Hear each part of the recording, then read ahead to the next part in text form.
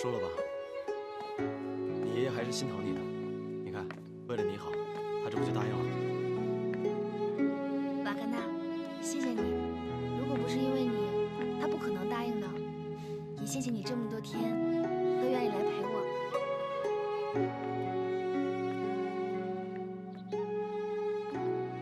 怎么了？这几天我要去趟四川，可能这段时间不能常来看你了。你们又要走？是啊，严世蕃接到了新的任务，要护送洋人代表去四川签约，可能很快就要启程了。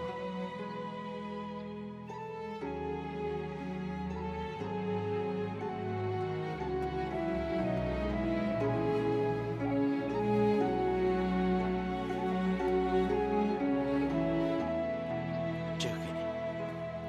这是。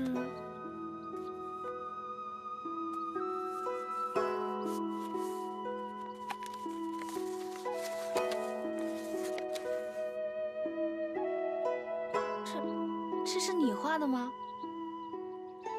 这种花叫什么名字啊？你猜猜看。这种花，我好像从来都没有见过。那，你等我从四川回来，就告诉我，好吗？好。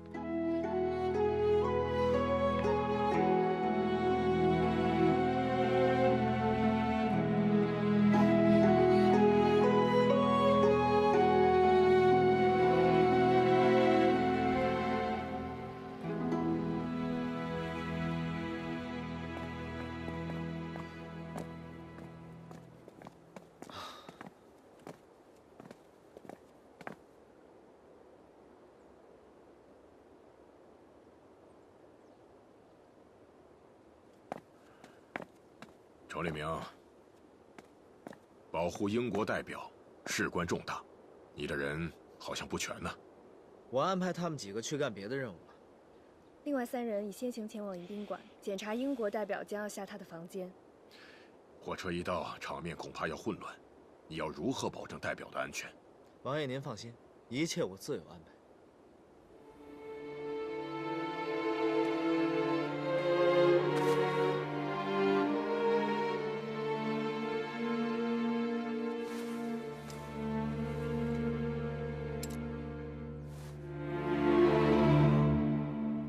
酋长，咱们只有开一枪的机会，可别打偏了。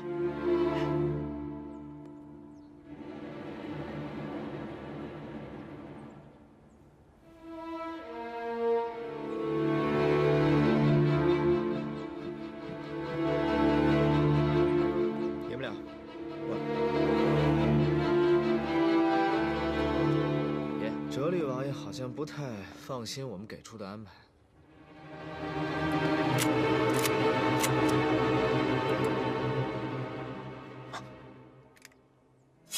谁？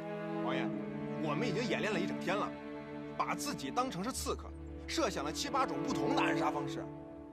把自己当成刺客，呵呵，这法子倒是蛮新鲜的。王爷，经过我们反复验证，危险性最高的无非有3种可能：第一，从高处开枪，远距离行刺；你怎么来了？今天怕是成不了事儿了。你俩赶紧走。你不是说这都搜过了吗？哎呀，怪不得我。崇立明来了。崇立，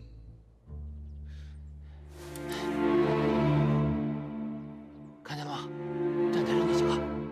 哎呀，实在不行，秋山，咱们俩跟着火车进站，混到近前行刺。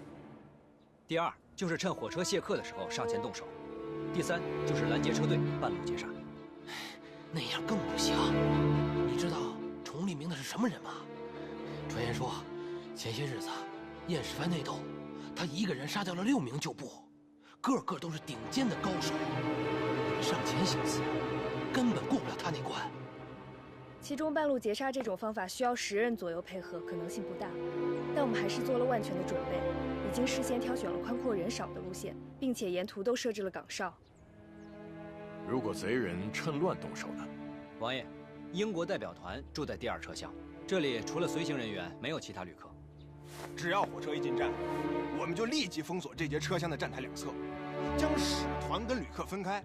如果有人想硬闯，或者磨蹭着不走，我们就立即将其拿下。到底怎么说呀？我问你，他们出了火车站要去哪儿？我只是个当兵的，谁会把代表的行程告诉我啊？那既然如此，就只能在这儿动手。最后剩下的就是远处开枪刺杀。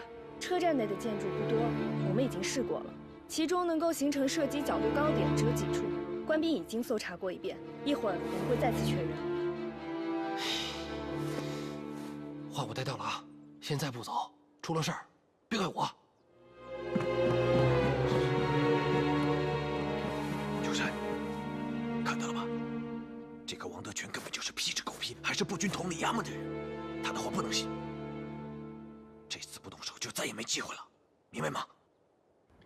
行了，时间也不早了，快去吧。你们几个跟我走。是。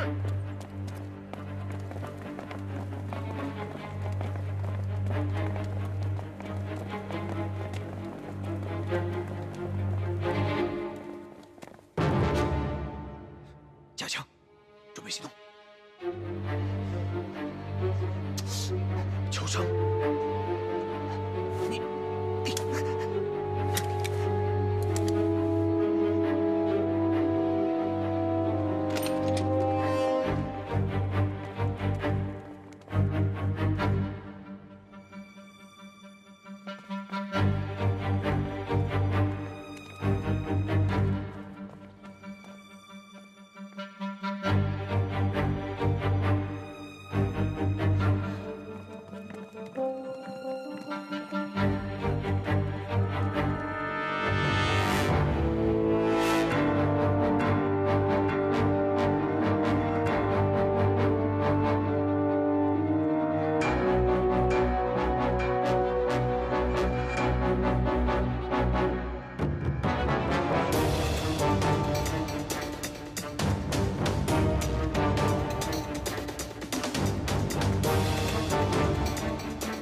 你们守在这儿，不管是谁上路入侵，一律拿下。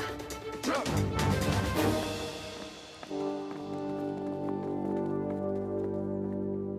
程立明，你的护卫之术果然高明，从哪儿学的？军校。难怪德齐王爷保你藩主之位，的确有过人之处。王爷，为什么所有人都在担心，会有人行刺代表？德齐王爷怎么说？他说不是每个人都赞同英国人给咱们修建铁路。这事儿你自己知道就可以了，做好自己的事。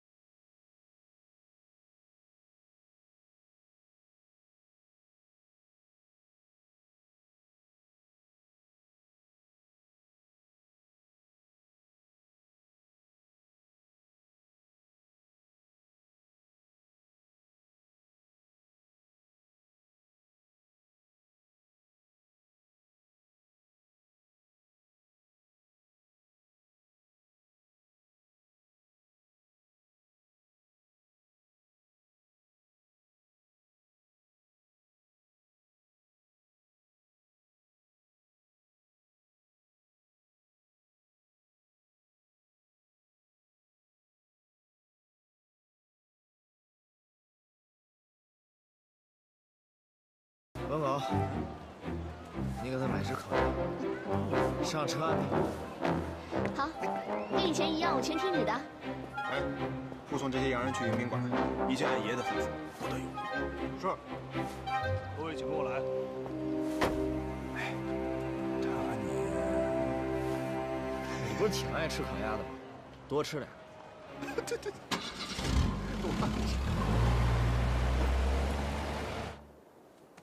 这远东公司的代表是个年轻女子，她能做得了主吗？嗨，甭看她年轻，来头可不小。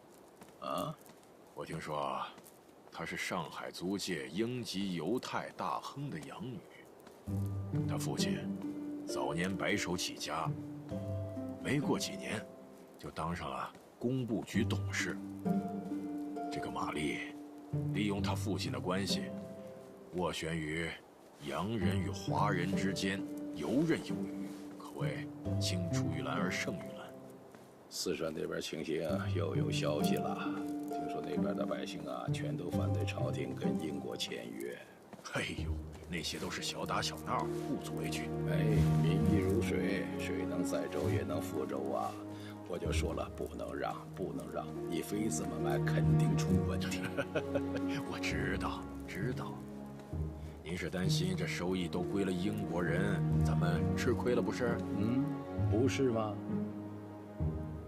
哎，你说咱今天非签这个协议不能停止收回一部分吗？哎呦，我的王爷，这些都是表面收益。即使英国把铁路建成、建火车站、卖火车票，这些都不重要，重要的是他们把川汉铁路建成，便能疏通蜀地和内地之间的交通，输送人才和物资，盘活铁路周边的经济，这对咱大清才是大大的收益。所以王爷您眼光应该放长远点儿。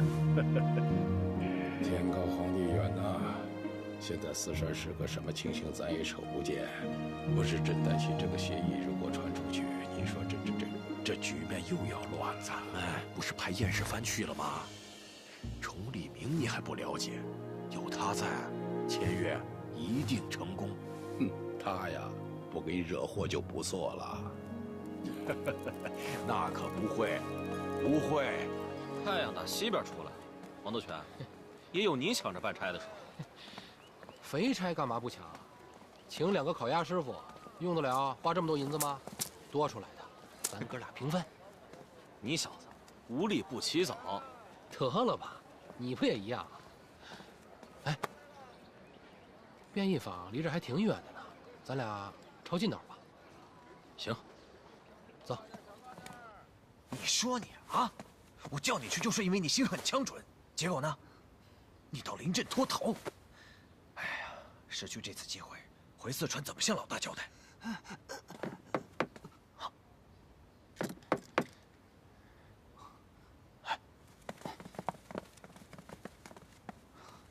谁？我德全。大把手。把他绑了，接着。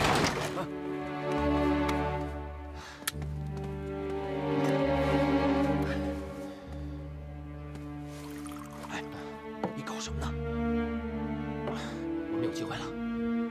那个假洋鬼子想吃烤鸭，崇立明派我们2个去找2个烤鸭师傅。我现在就去弄衣服和烤鸭，你们做好准备。听明白了吗？那事成之后怎么逃呢？接风宴设在上林仙馆，那儿的楼层不算高。我们进去以后，直接掏枪把屋里的人干掉，立刻跳窗逃走。好，就按照先前的安排，我跟秋生进去，你在外面接应。不行，上林仙馆只有我去过，我带秋生进去，你接应。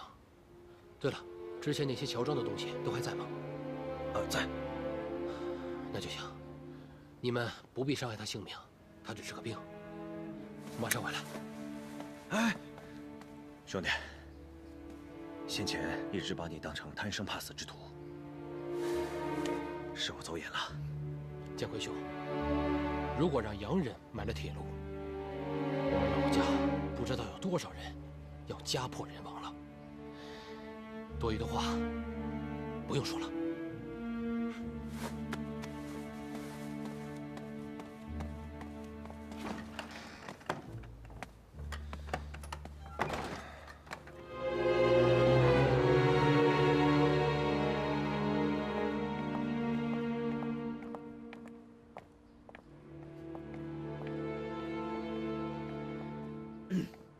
哎哥，都安排好了吗？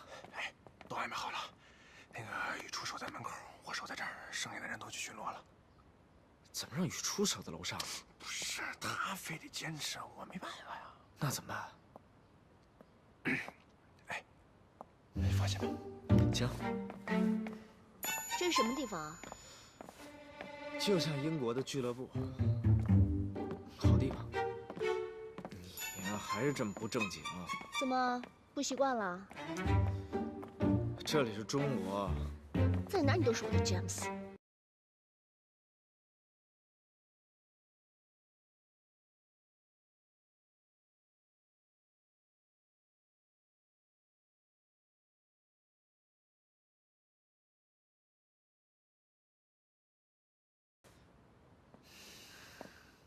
在车站的时候，我就在想，现在的中国女人都能当官差了，长得还挺漂亮。漂亮，这位可是燕世蕃100年以来的第1位女子，杨雨初，格格。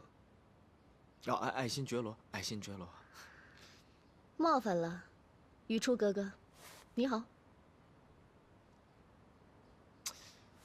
现在不方便握手。你好，我叫雨初，还不知道你叫什么？我叫玛丽。玛丽，一个中国人，连个中国名字都没有。我父亲是英国人。那母亲呢？母亲死了。抱歉。没关系。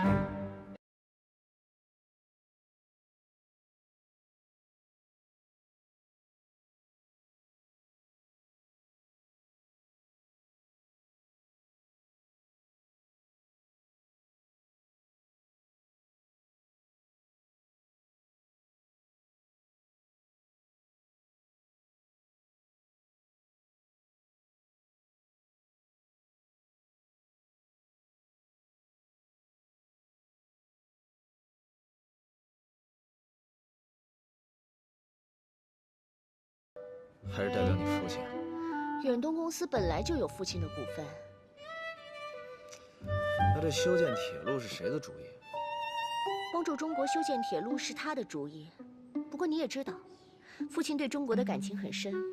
听说他回英国了，所以才派我来啊，詹姆斯啊，这次你可要帮我啊。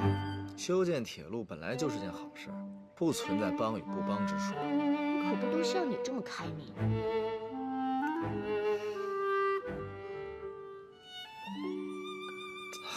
这个鸭子怎么还不来？地方远，恐怕也没有那么快。不过也挺好，你可以多陪陪我。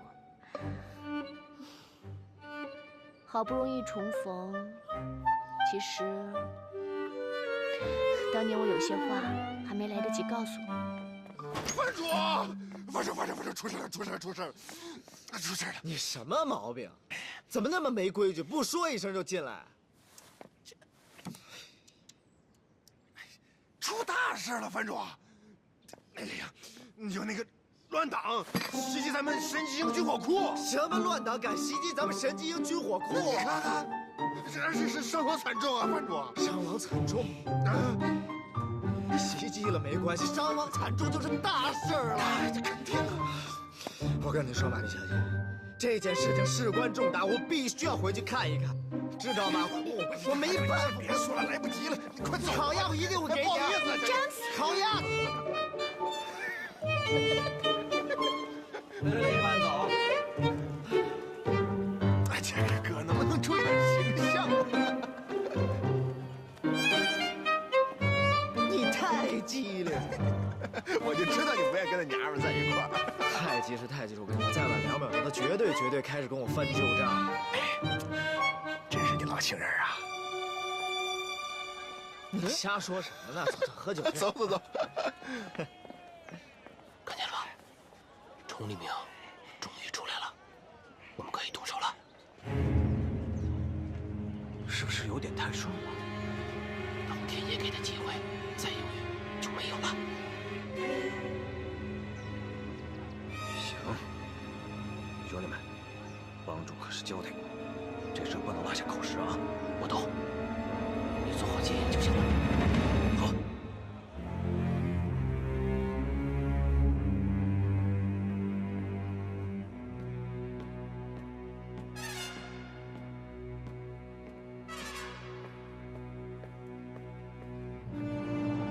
姐，怎么了？没事儿，楼下都检查过了吗？放心，都没问题。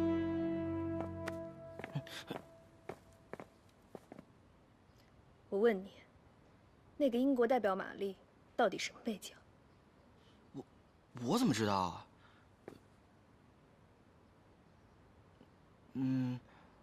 我好像记得，爷当时在英国游学的时候，有一个同学叫玛丽。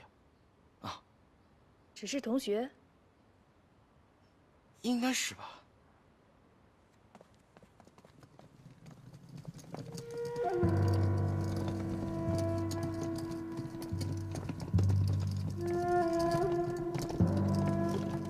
干什么的？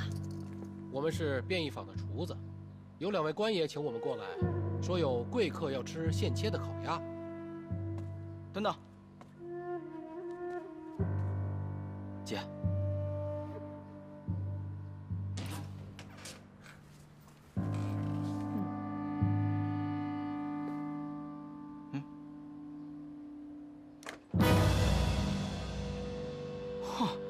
这么大把刀，用来干什么的呀？爷见笑了，这片鸭子的刀，您老可能不认它。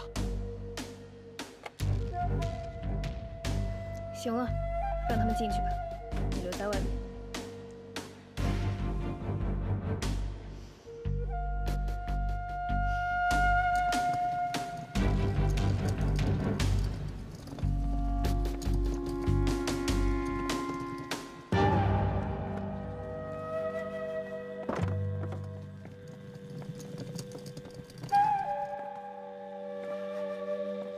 玛丽小姐，你想吃的烤鸭？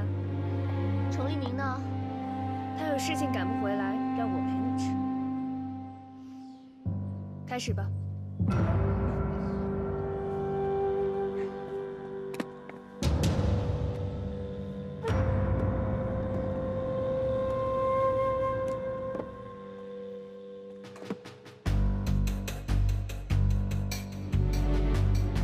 这位小姐，吃烤鸭子必须要配上6必居的甜面酱，再配上一点葱丝儿和黄瓜条。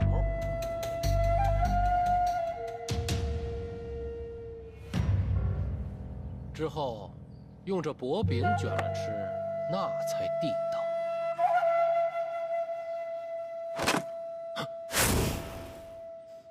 我来。还是我来吧。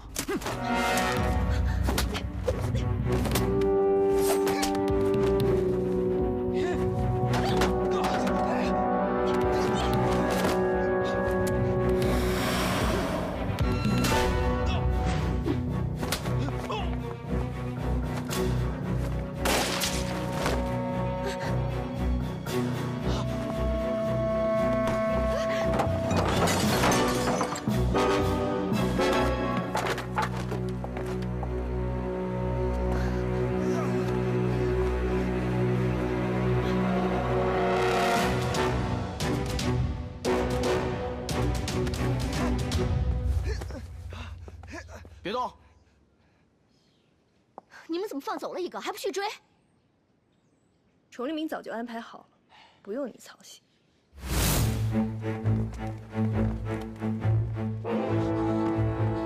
在那儿呢，追！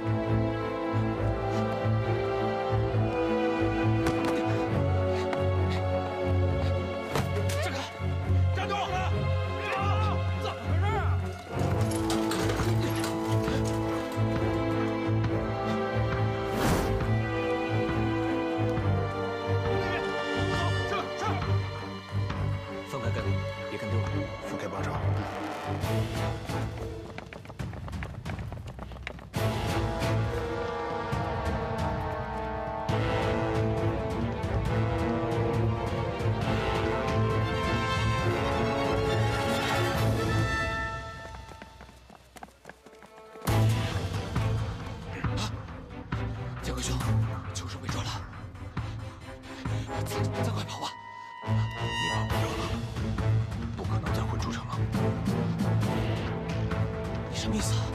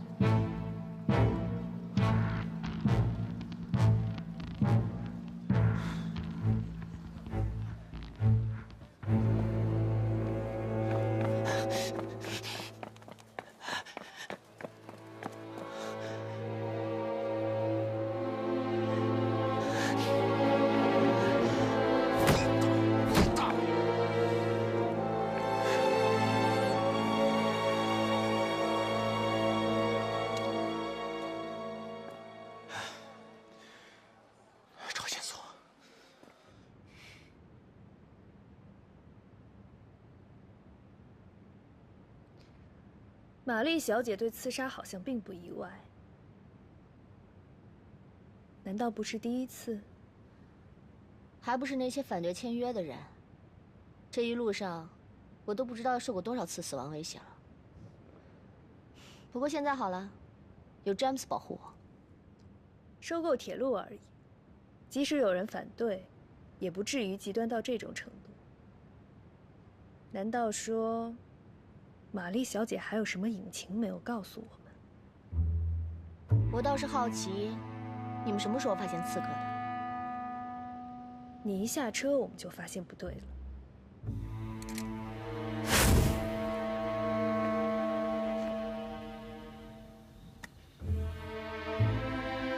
疑点呢？我们在阁楼的墙上找到了一些划痕，并且发现那些划痕都是刚刚蹭过的，而且高度正好是肩膀的高度。那只能证明有人来过，不一定是刺客吧？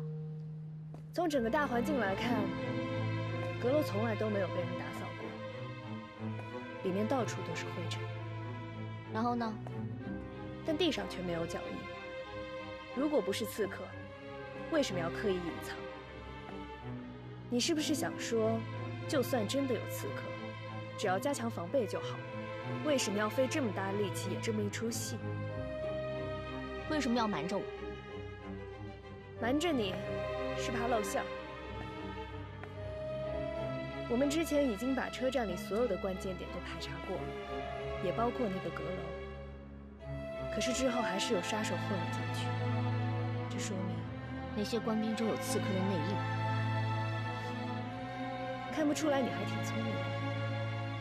没错，我们一时间没有办法确定杀手是谁，留着必定后患无穷，所以我们必须引他现身，所以只能让他先动手。想要放出消息，戏必须演得大一些，夸张一些，好让他看见。你这是拿我当诱饵啊！只有把刺客一网打尽，才能保证你的安全。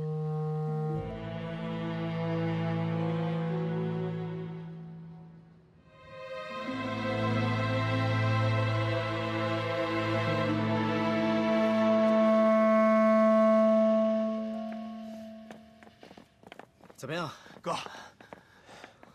抓到没有？没有，被灭口了。灭口？不过我们已经查清楚他的身份了，他就是那个内应，叫王德全，四川纳南县人，在步军统领衙门任职。纳南？我们要签约的地方。对了，爷，那个被抓住的活口怎么样了？瓦格纳和阿义在审。哎，怎么样，招了没有？是个哑巴。哑巴？瓦格纳检查过了，声带确实是先天问题，说不了话。不能说话就让他写字儿。也不识字。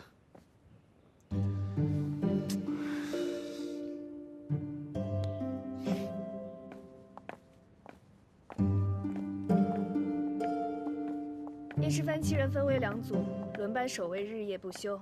公馆内每个小时都会留人。至于你们出行，也至少会有燕世藩2人随行保护，你大可以放心。很好，那我住哪儿？跟我进来吧。哎，我不应该住楼上吗？我们专门给你安排了一间最安全的房间，保证你无事。请吧。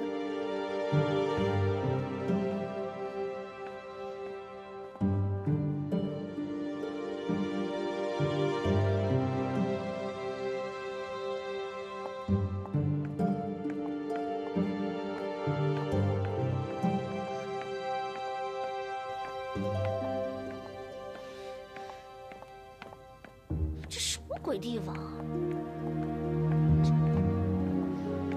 这里就是你的房间，让你住这儿是因为还有一个凶手落网，我们要确保你的安全。这被褥是新收拾好的，保证你睡得舒舒服服。这个破房间连个窗户都没有，我住不了。通风口不就是窗户？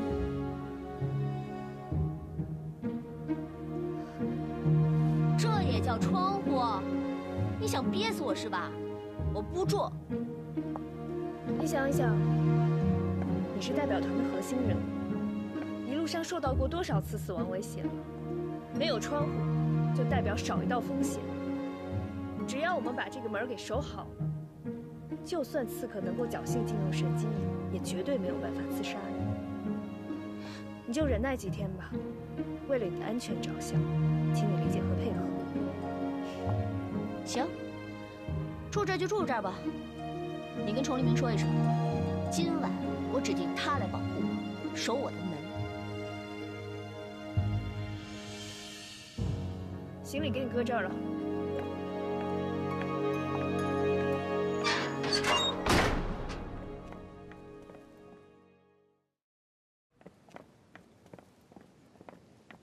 科研新瓦格纳温狗是第1班，第2班是我，阿义和43负责。那我呢？你，守院子。我凭什么守院子呀？我让你守你就守。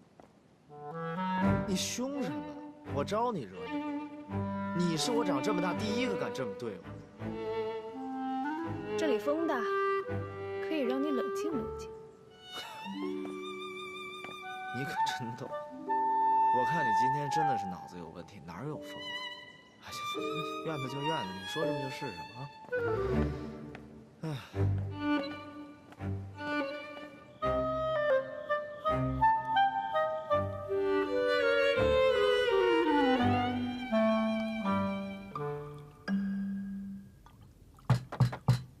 来啦！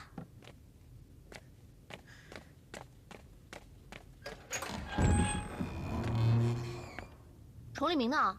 他在别处，我保护你是一样的。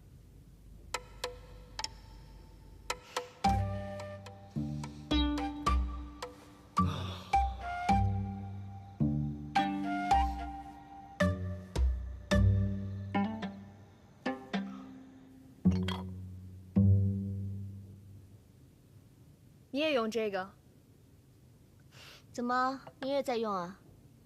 听说这是宫里的贡品，独有的配方，养颜效果很好。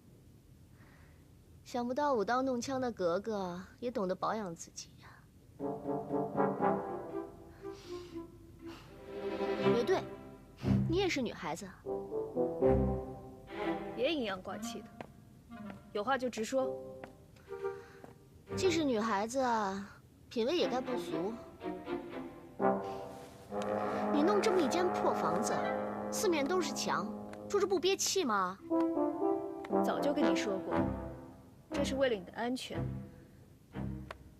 要是有扇窗该多好啊！今晚的星空一定很美丽。真想看看京城的星空长什么样子啊！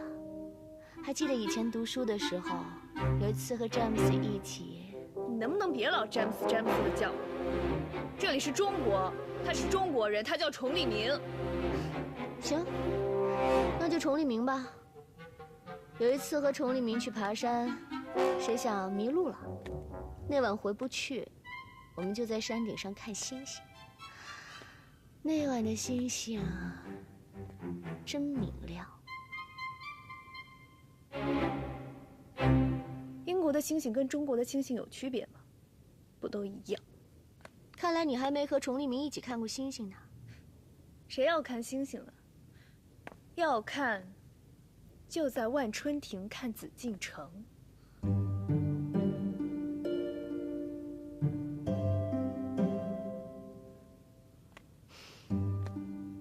看来崇利明在英国学到的，可不止军事格斗知识啊。你什么意思？你知道他刚来英国的时候有多土吗？那会儿我们约他去游泳，他第一次看到女士泳衣，都不知道那是什么。然后我就骗他说，这是英国游泳的礼仪，凡是游泳的人都要穿这个。结果崇利明这傻小子啊，他信以为真了，他真的穿着女士泳衣出现在大家面前，给大家乐的呀。年少时谁没点糗事啊？不过今天的崇利明，已经不是你认识的詹姆斯了。他站得更高，也懂得更多了。可他这些浪漫手段，还不是在英国那会儿学的吗？是我教他该怎么当个绅士，该怎么照顾女孩的心思。怎么了？你不用跟我说这些。我和崇利明跟你们的关系不一样。是吗？其实崇利明是个好人，只可惜好人对谁都好。当他的情人，还不如做他的朋友。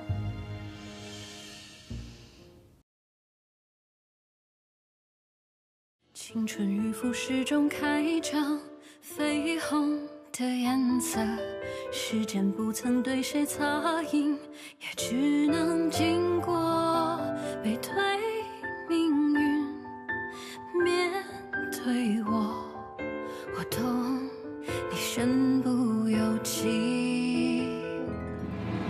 拥抱停格在转身间，总有新的路要赶，话语静止在唇齿间，把故事说完，背对世界，面对你，你懂我的言不由衷，如梦浮生，谈是非因果，轮回里枯荣逃不过，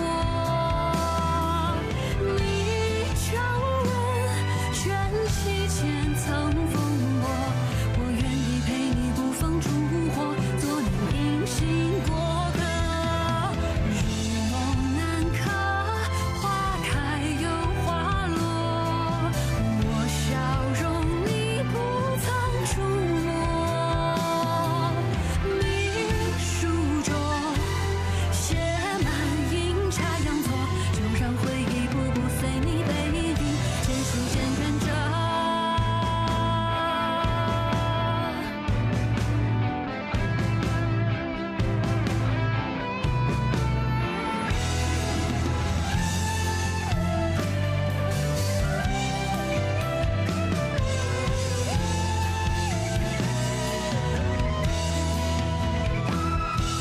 如梦初醒，若无缘寄托，被现实撕裂又缝合。我拱手，余生的云交锋，换你前路漫漫不再曲折，有人陪伴着。临行前只剩一首